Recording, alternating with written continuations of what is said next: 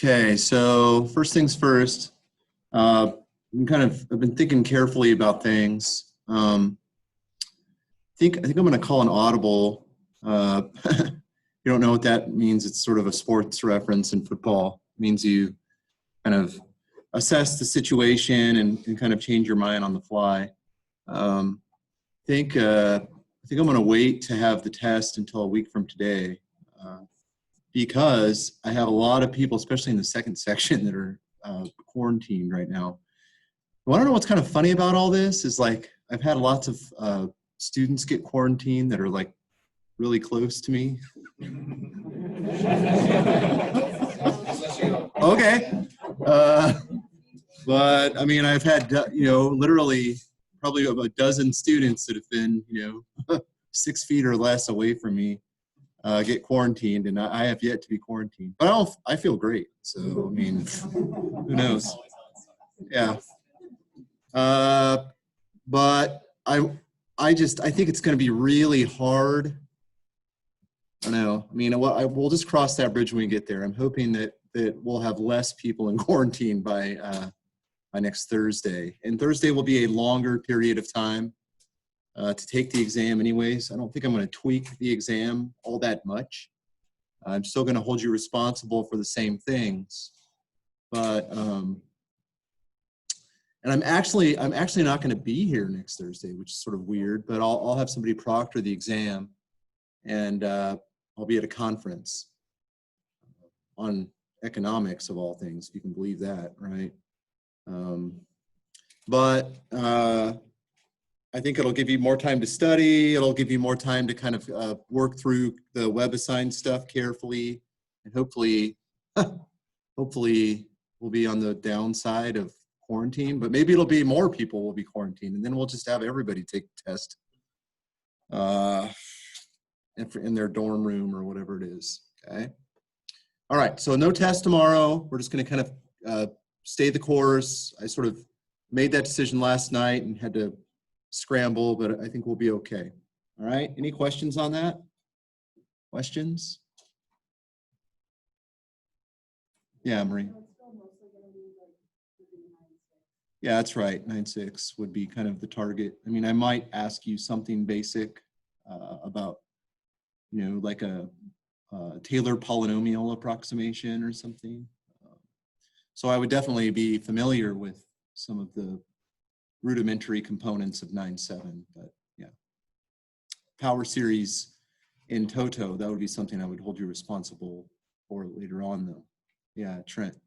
So it's going to be pushed back another week. Are you going to do anything to the date for the 30th? Maybe. We'll see about that. I think that one was pretty late anyways, but we'll see. We're just kind of flying by the seat of our pants here, so we'll see what happens. We're right on target, basically, in terms of coverage for the class, so that's a good thing. Other questions? Anything else? Yeah, David. Are we, like chapter 9, are we expected to know, like, Lagrange error, like power series? I don't even know what that is. What did you just say? It's like the error. The error. Okay, the error of the power series. Well, I mentioned it, but I didn't really have you do any computation with it. I just said I wanted you to be aware that the error is controlled. Like if I go out to the nth term in a power series, the error is controlled by the n plus first derivative, basically. Really, the n plus first term is what controls it. Kind of like what happens in alternating series. So that's the extent of what I would want you to know. So yeah. Other questions? Anybody? I guess this technically isn't a democracy, but people opposed to that decision? I hope not. But Brett is. Sorry, Brett. You're just gonna have to grin and bear it, my friend. Yeah. I do guess I have one question about looking at on the web assign on the section 9.9. The last question is something that seemed a bit confusing. So I was wondering at least how to start on that. So 9.9, the last question. Yeah, 9.9 question 12. Okay, well, let's see here.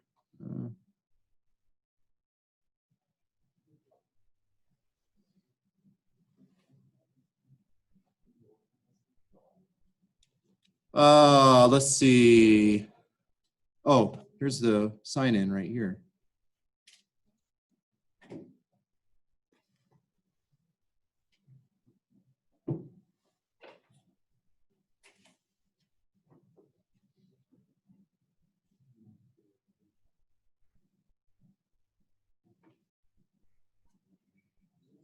Okay.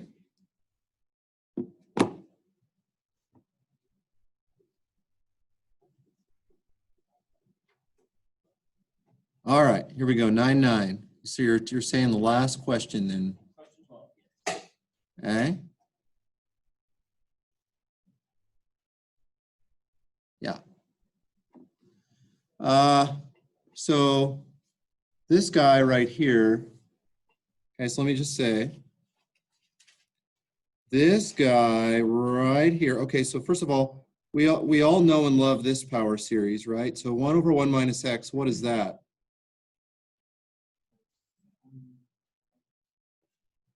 Yeah, that's right. Plus x to the third, plus et cetera, you know, just so we have a little bit to play with there. And of course, the interval of convergence for this thing is minus 1 to 1 without the endpoints, okay? And they're saying, hey, here's a formula that you may or may not know. But it turns out we actually do know it because we get it from this guy by doing what? How could we actually obtain that formula? And right, I'm sort of trying to lead you in the right direction by writing 1 over 1 minus x in that form. How could I get that formula from this thing? Take the derivative, right? If I take the derivative, so d dx, which means take the derivative, I get negative 1 minus x to the negative 2. And I need to multiply this by minus 1. I think I might have bungled that yesterday. Just because of the chain rules. That makes sense? Yeah? To multiply by negative 1. And then what? Well, that needs to be equal to the derivative of the other thing, which is, right, the derivative of 1 is 0, yeah? I'll just write it down. The derivative of x is 1. The derivative of x squared is 2x. The derivative of x cubed is 3x squared. And you kind of see what the pattern is here. It's 2x to the 1, basically 1x to the 0. Yeah, if I wanted to write 1 that way, etc. Of course, this guy right here really is just 1 over 1 minus x quantity squared. And the guy on the right, it really is the sum in going from 1 to infinity in x to the n minus 1. And what is the interval of convergence for this thing? Like, we don't even have to work to find that. Negative 1 to 1 with no endpoints. I never had the endpoints with the original thing. Multiplying by n, each term by n is only going to make matters worse. So the interval of convergence here is still minus 1 to 1. I don't know, that was just by way of review, if you will. Yeah. So then it's saying, hey, why don't you go ahead and use this formula to compute these sums that are sitting right here? Well, I mean, so look at this. This thing right here doesn't quite look the way that we would like it to. Okay, I mean, I have, for instance, this says n x to the n minus 1, yes? And here I have n, basically an x, but it's not to the n minus 1, it's to the n. How do I fix that? Huh? Well, I think the indexing is about where I want it to be, because it starts at 1, yes. Okay, but look, this is, I don't want to have n x's multiplied together. want to have n minus 1 of them. Therefore, what could I do? Well, you could factor out one of the factors of x, yes? So in other words, this thing is equal to, well, look, I mean, they have this annoying 1/12 out here, but leave that there and then factor out one factor of 11/12. Yeah? And then what's left behind? Well, it's going to be sum n going from 1 to infinity of n 11/12 to the n minus 1, right? Since I just factored out one factor of 11/12. See what I mean? Let me just erase all this junk. Okay, and why is that helpful?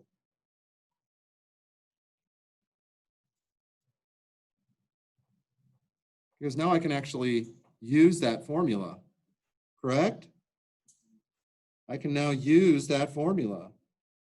And so this is going to be equal to, well, let me just write this as 11/12 squared times, okay, I'm just going to invoke this formula. This sum is equal to, and by the way, does x meet the requirements of being between -1 and 1? Yes, 11/12 does meet that requirement. And as such, I can invoke this thing directly, and it's going to be times what? 1 over 1 minus what? 11/12 squared. Okay, so you can actually evaluate that sum. Does that make sense, Michael? Mm-hmm.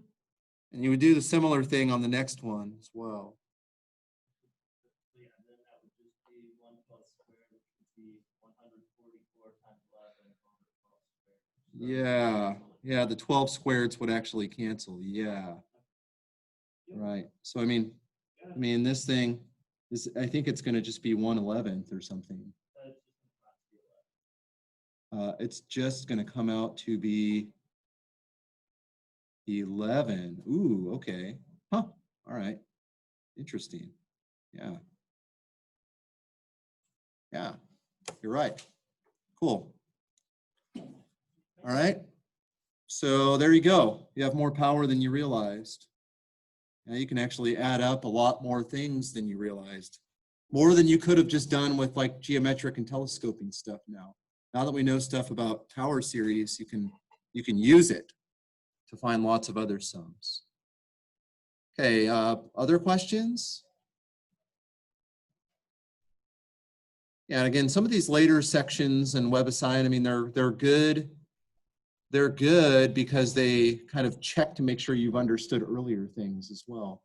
So it might be helpful to work through some of that. But we will review a little bit next Wednesday. But what I want to do now is I want to do something that maybe is a little bit more familiar to you, namely talk about conic sections, whatever that is. Okay.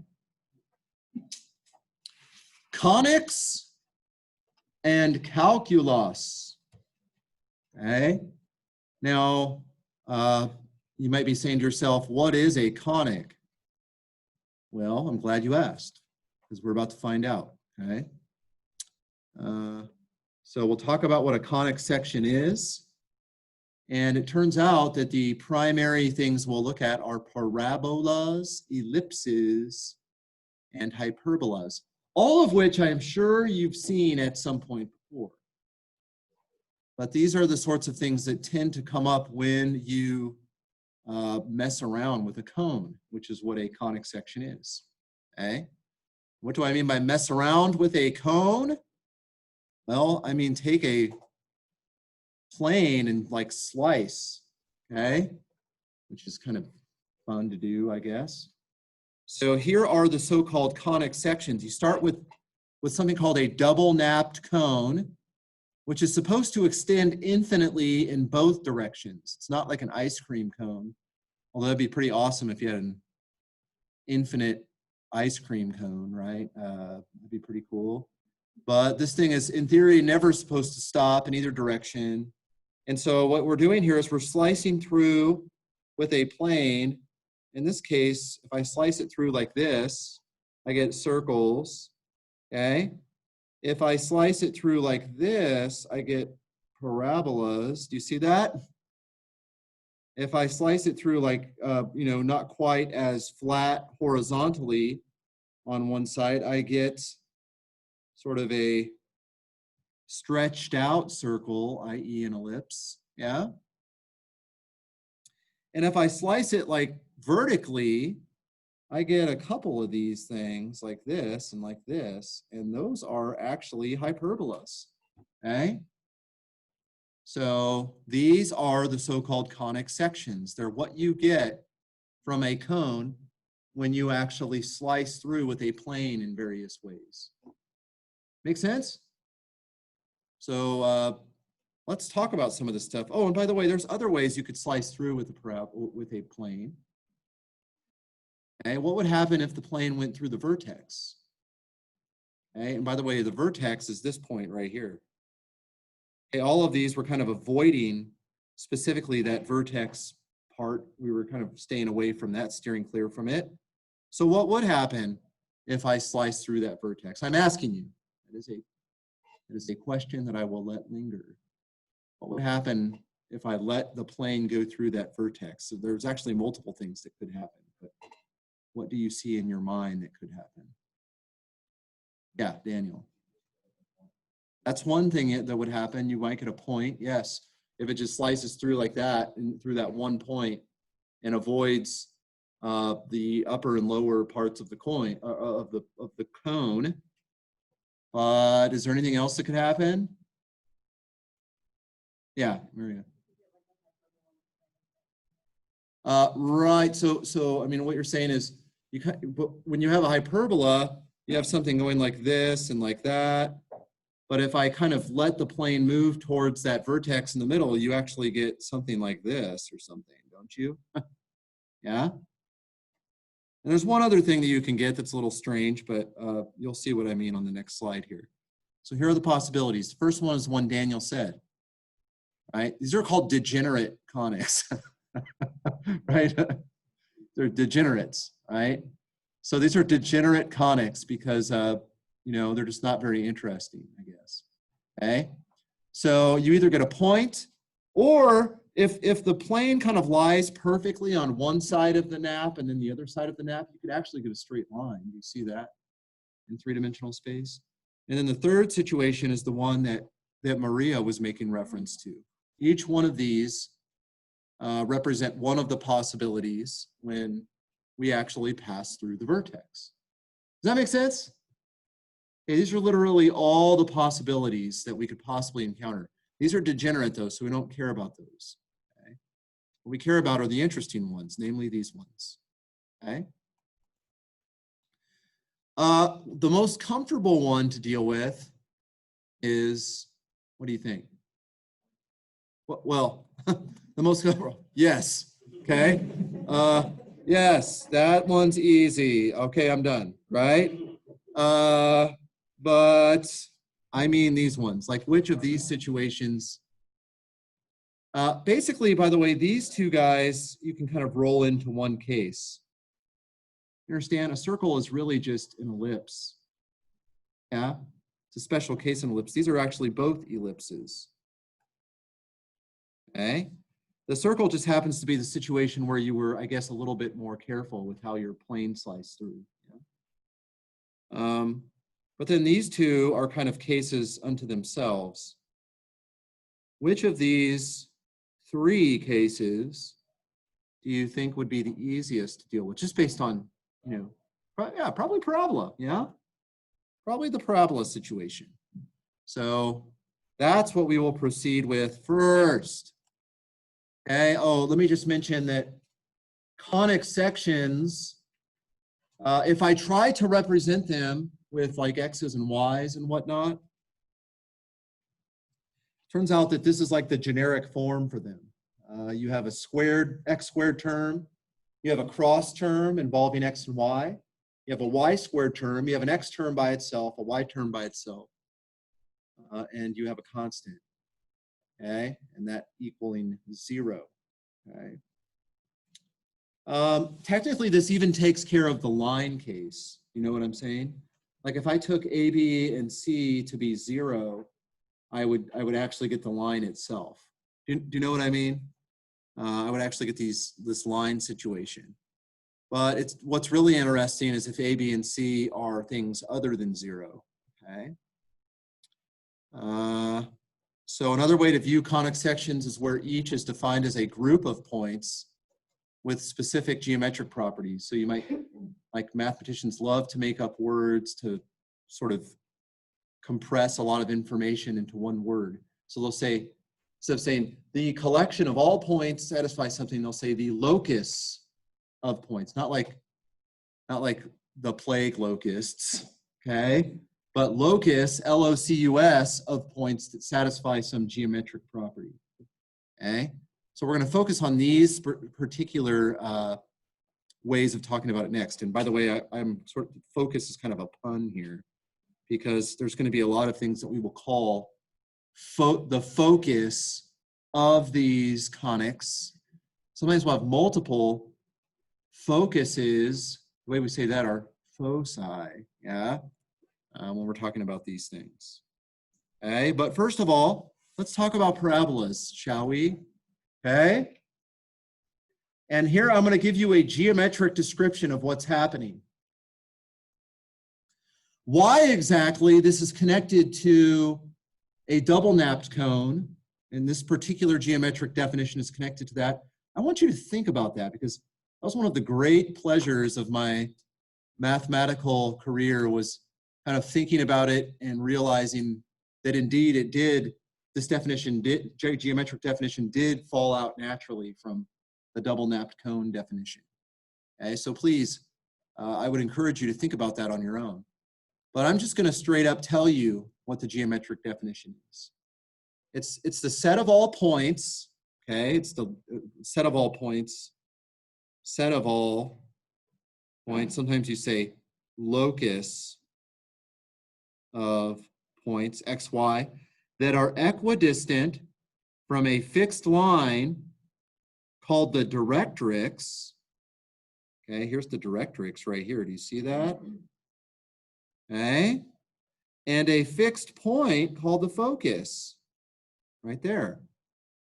It's the set of all points equidistant from that. So for instance, this point is on this parabola because this distance from the focus of that point is the same as the distance down to the directrix. Yeah?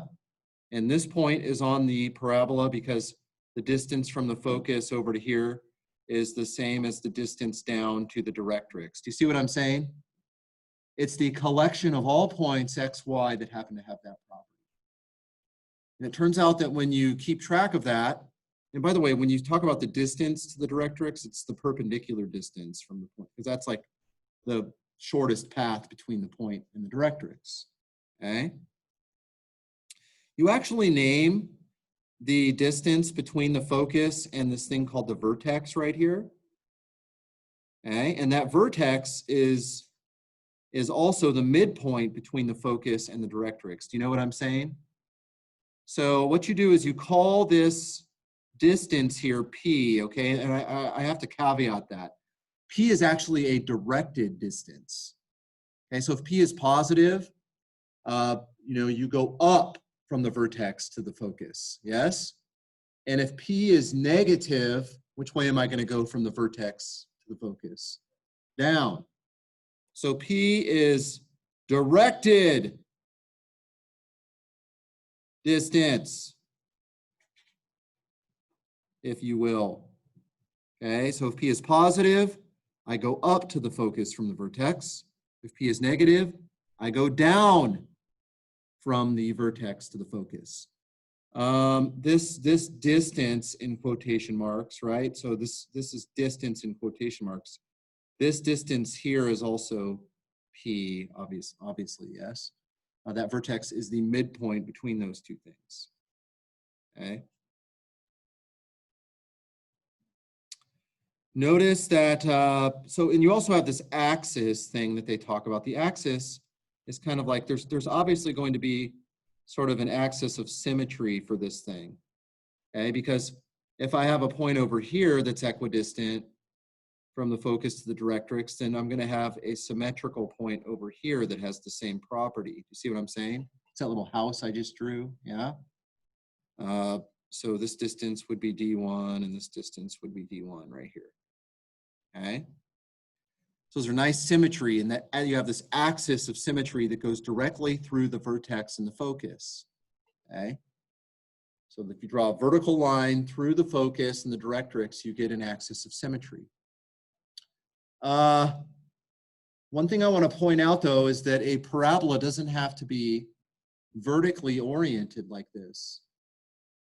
It could also be horizontally oriented, kind of flipped on its side. Yeah? Okay.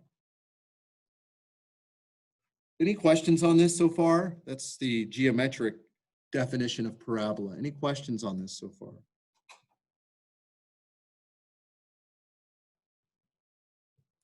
Okay. How do you find the equation of a parabola? Well, first of all, we need to name the vertex, okay? And we do that. We call the vertex H comma K. And of course, you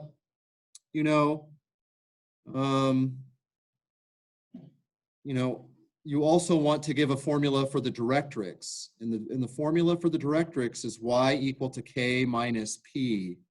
Okay, so let's just kind of, let's go back to the previous slide just for a minute so we can see this play out more carefully. So in other words, they're naming this vertex right here. What are they calling the coordinates of this vertex? H comma K. All right, let's just pretend the way this picture is set up, I have gone up to the focus. Therefore, since I'm talking about directed distance here, which sign does P have according to this picture? Since I've gone up, what's true about P? Is it positive or negative? It's going to be positive in this case because I've gone up to the focus. Okay, so think about this. The coordinates for this point right here, that would be, help me out, what would that be? H comma K plus P. And of course, what would the equation of this horizontal line be? Y equal, think about it. Remember, because this distance right here is also P. Like y, right? Y is equal to K right here on the vertex. But if I go down to the directrix, so what's the equation of that? Y equal to K minus P. Okay. So I'm just kind of labeling some things here, and we summarize all of that on the next slide. Okay. So again, if we have vertex HK, and the directrix is y equal to k minus p. It turns out that's still true even if p were directed downwardly. That is, if p were negative, okay? Because think about it. What if p was -5? Okay? Then k minus -5 would be k plus 5. And the directrix, we would move up to the directrix. That makes sense, because if p were -5, we would move down to the focus. You see what I am saying here? Okay? So I'm just trying to keep our minds engaged geometrically here. Now it turns out, and we can do the algebra here, but I'll spare you the details. It turns out that if you go to that definition and you say this distance has to be the same as this other distance, and you do the algebra, a bunch of stuff cancels, and you end up with something that looks like this, where h is the x-coordinate of the vertex, k is the y-coordinate of the vertex, and p is the directed distance, yeah? And you have this strange 4 that makes an appearance, but you know, it is what it is. You want to be able to point to each one of the critical quantities that happens to be sitting in that picture we had on the previous slide, okay? On the other hand, for horizontally or for a horizontal directrix, a horizontal, or sorry, for a vertical axis or a horizontal directrix, we have this equation right here. If I have a horizontal axis, which would mean a vertical directrix, the equation looks like this. Okay? X is basically a function of y, instead of y being a function of x. We already saw that if I have a vertical axis of symmetry, then the vertex or the focus is given by that equation, yes? Okay, you go to the vertex and you add p to it, and that gets you to the focus, okay? Similarly, if I have a horizontal axis, you do the addition in the x-coordinate, not the y-coordinate. Does that make sense? You move the x-coordinate around, not the y-coordinate around, to move from the vertex to the focus, okay? Any questions on that? There's a fair amount of algebra that we could trudge through to get to this equation from that geometric definition I laid out. But any questions on that? Questions? Yeah. So like, geometry, or like, we're thinking about the conic section of the actual point. Is the directrix like the, Oops. so like if you like slice through a parabola, is the directrix the line of the plane that goes to the point?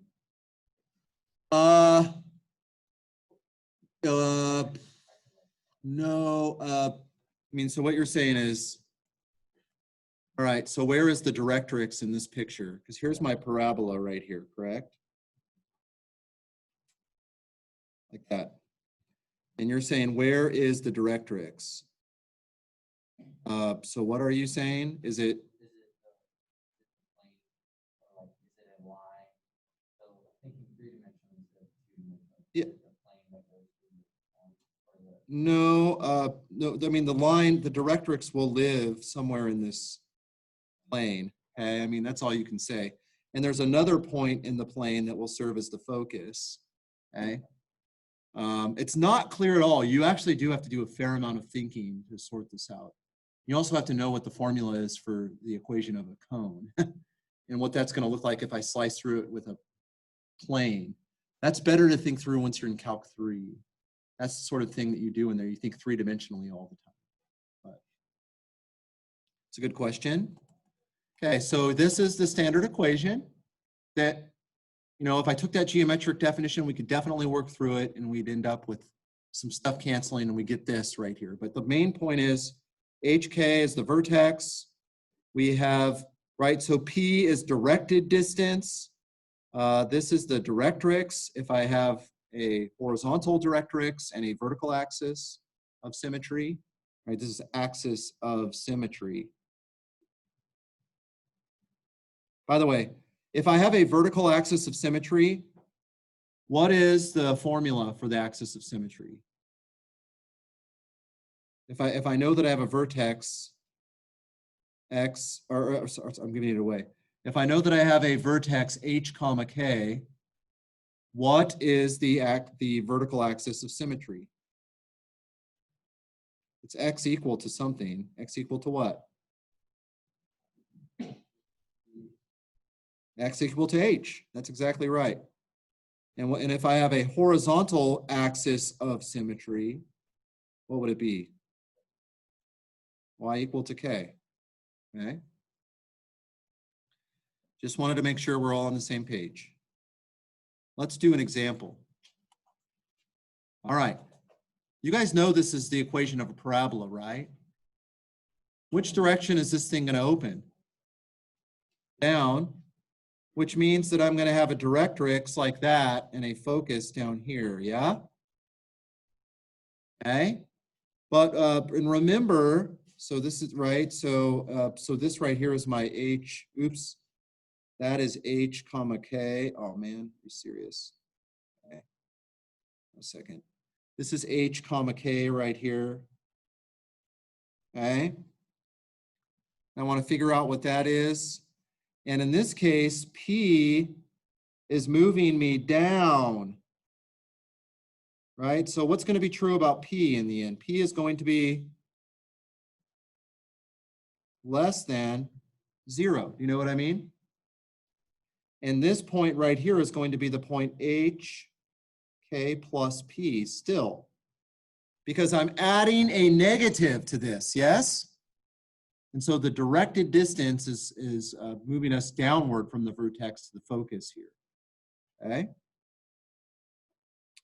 So what do you think I'm going to have to do to this thing to figure out what the vertex is? Find the vertex, the formula for the directrix, and the focus for this parabola. What sorts of things do you think I'm going to have to do here? Huh? What do you think? So we're gonna want to probably start by finding, so we already have, we want to find the vertex first, right? Would that be the easiest one to go for? Well, maybe, but I mean, like, what do you think an algebraic move that we should, I mean, think about it, because back here, right, I don't want to erase any of this stuff, but back here, like we have, it seems like we have x minus something squared.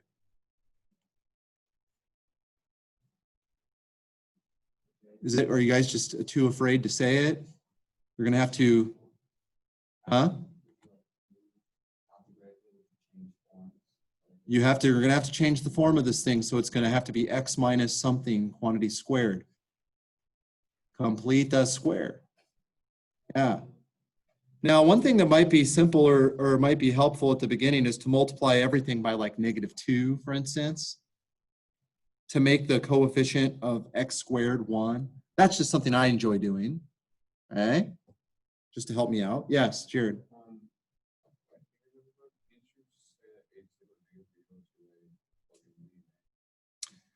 Yes, you can do that, but yes, you can do that. Yeah.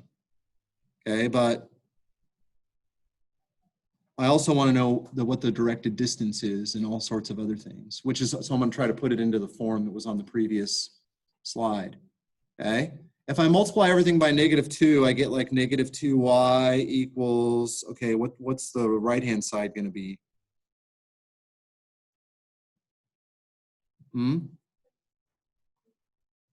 X squared plus 2x minus 1. Yeah. Okay. So now what are we going to do? Right, on this guy, it would probably be a good idea to complete the square. What do I do to complete the square?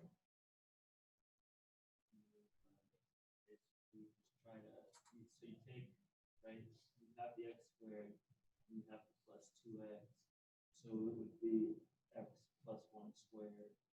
Yeah. So you take this coefficient, you take the coefficient of x, you divide it by 2, right? So you divide this by 2 and plus minus the square of the result.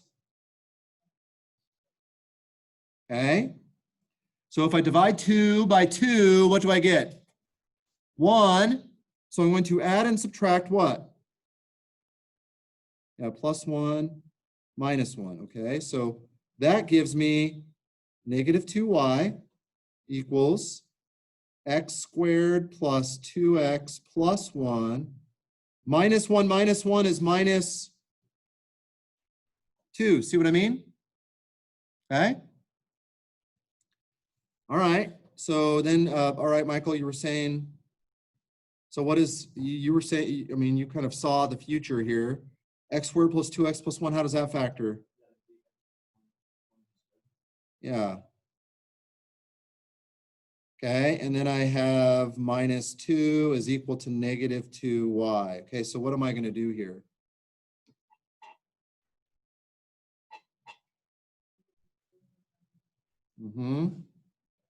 Okay, move the 2 over. So it's going to be -2y plus 2 equals x plus 1 quantity squared. Now remember, let me go back here.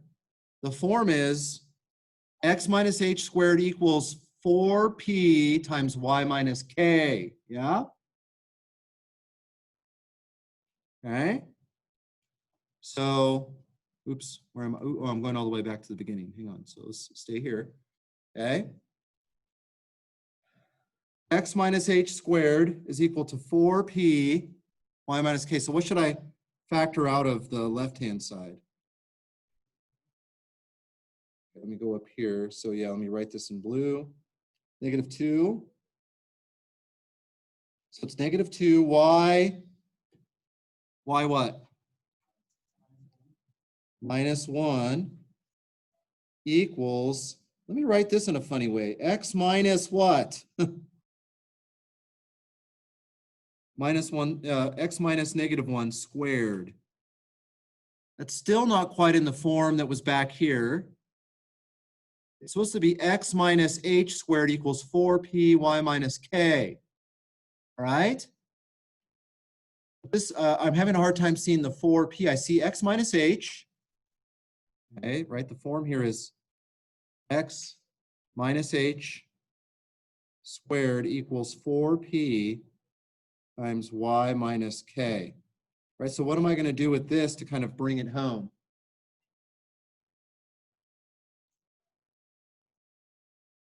Yeah, Andrew.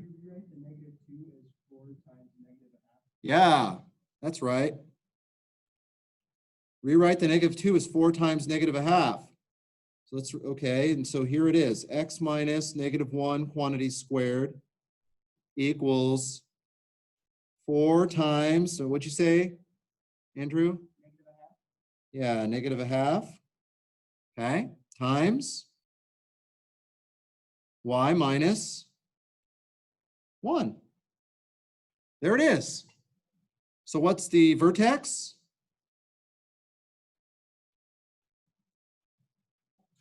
HK equal to what? -1, 1. Okay. What's P? I mean, I think it's nice to write down what P is also. Okay. P in this case is -1/2. So what's the focus?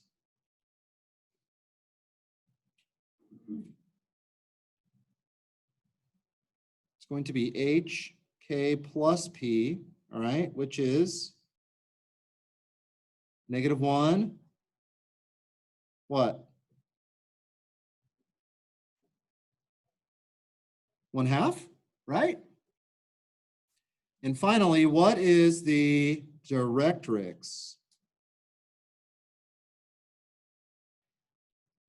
And in this case, we're going to have a horizontal directrix, and that's going to be y equal to k minus p, which is y equal to,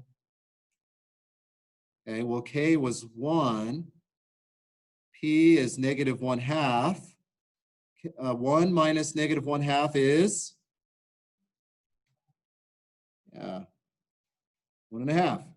Okay, so let's actually graph this thing, and we real, and we'll be pretty satisfied with ourselves here. Okay, so let's see. Where do I want to do 1, -1? That's the vertex. Okay, 1, -1 is the vertex. Okay, there's 1, -1. There's the vertex of our thing. The directrix is y equal to, hang on a second. Oh, sorry. I did the wrong, I went the wrong direction. What should this be? -1, 1. Sorry about that. So it's -1, 1. There is the vertex. The directrix is y equal to 3/2, okay, which is like a little bit above this, isn't it?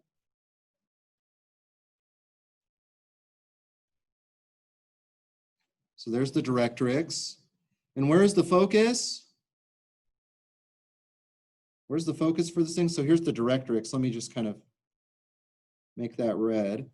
And the directrix is, or the focus is right here. And then to graph the rest of this thing, we would just go, you know, like this and like this.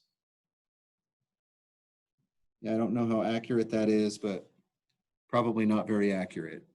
But it at least is a rough rendering of this thing by hand, yeah? In particular, if I were to plug in x equal to 0, what should I get as the output?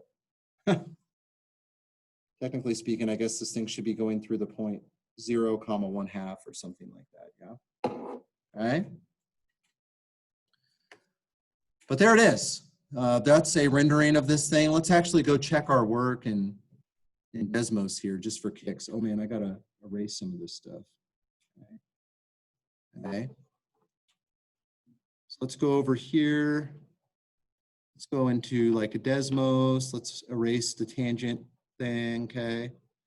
And let's, what was the graph? It was y equal to 1/2 minus x minus 1/2 what? X squared. Oh man, that thing is just obnoxious. I have to scooch out a little bit here, okay? So, okay. Yeah, I don't like the way that that looks. I'm going to change my y-axis to going down to like, I don't know, -1 and this going up to 2 or something, okay? And the x, let's go over to -4 and then have this go over to 1. That looks a little bit better. Okay, so there you go. Does that not look like pretty much what we had? Yes. If I wanted to actually graph the focus, for instance, I think I could just go, so what was the focus again? It was -1, comma, what? 1/2, right? So there's that. Okay. Yeah, so there's the focus. Maybe I'll label that, right? And then what about the directrix? Y equal to 3x. It is right there. Yeah, that's pretty cool.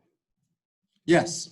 So if in theory you had like all the parabolas on conic sections lined up, would the focuses practically form a line? If you, okay, so if you had all of the conic sections lined up like on the same cone or something, is that what you mean? Got all the conic parabolas in the same cone, would the focuses form a line? Probably. You mean like, if all the parabolas, I mean, I don't know. I'd have to think about that. Probably so. If you just tweak it a little bit or something like that.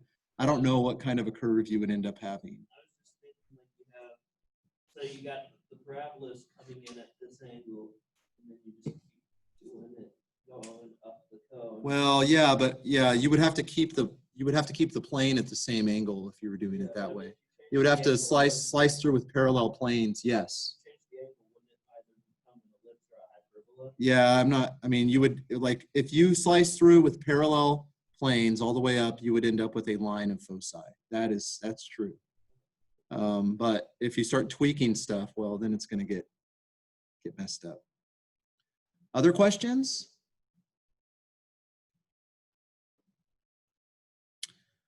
Well, I think, well, actually, let me say a couple more things. This is cool. So just some little factoids that I don't really necessarily care that you memorize or anything, but they're just some things to remember. If you have a segment that passes through the focus and has endpoints on the parabola, okay? So it passes through the focus and has endpoints on the parabola, that's called a focal chord. I think that's kind of funny, right? It's a focal chord, okay? The specific focal chord perpendicular to the axis of symmetry for the parabola is called the latus rectum. One widely used property of a parabola is its reflexive property, reflective property. What that means is if you were to take the tangent line and you were to like take a ray into the tangent line and out, then the angle of incidence is going to be equal to the angle of reflection. Okay. The incoming ray is the angle of incidence. The outgoing ray is the angle of reflection. So a reflective surface, for example, is a flat mirror. But actually, one thing that's kind of neat, and actually this is also utilized in satellite dishes. Do you know satellite dishes actually are in a parabolic shape? It's actually a three-dimensional parabola. It's called a paraboloid, if you will.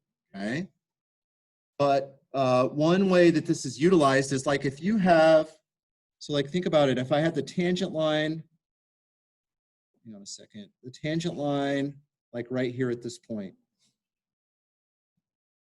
then the parabola has the property that this angle here is the same as this angle here, okay? And if you have a light source at the focus, then that means all of the light is going to get focused directly parallel to the axis of symmetry for this thing. So you're going to really have the thing kind of focused. You can actually take advantage of that. I don't know if you've ever seen these like little things you can cook food with. Have you ever seen those? They're actually a paraboloid, three-dimensional paraboloid shape. And there's like a heating element or like a light source at one point that, produces heat. And then it will direct all of this stuff outward and it will cook stuff really quickly and efficiently, which is interesting. Okay. So parabolas are kind of neat things, and they have lots of nice properties, one of them being this reflective property. If you take a tangent line, you have a ray going through the focus and hitting the tangent line point, it will reflect off at the same angle to the tangent line. Yeah? Does that kind of make sense? That is for sure true. It's actually not that hard to show why that has to happen geometrically. And that means you can make some cool stuff with parabolic shaped three-dimensional objects. Okay? Okay, so this is basically a summary of what I just said. Okay? If P is a point on the parabola, the tangent line of the parabola at point P makes equal angles with the following two lines. One, the line passing through that point on the parabola in the focus. And two, the line passing through the point P parallel to the axis of the parabola. Okay? So the tangent line will make equal angles with those two things, which is basically the angle of incidence and the angle of reflection. Okay? So this is just some nice physics connections. Okay? That's it. That's all I have for parabolas. We'll talk about ellipses and hyperbolas next time.